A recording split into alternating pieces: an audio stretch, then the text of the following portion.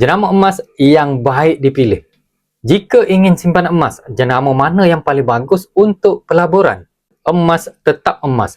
Tetapi jika ingin simpan dalam jangka masa yang panjang, jangan beli emas sembarangan. Ramai yang tersilap. Beli ikut trend, spread tinggi, susah ingin untung.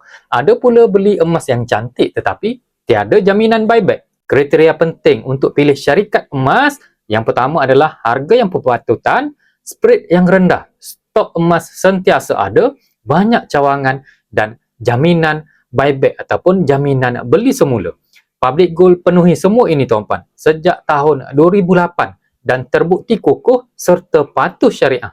Pilih jenama emas jangan sembarangan tuan-puan. Spread yang rendah, buyback yang mudah, patuh syariah, Public Gold adalah pilihan yang tepat sejak tahun 2008. Tuan-puan mulakan dengan tabungan akaun emas Gap serendah RM100 dan ke atas.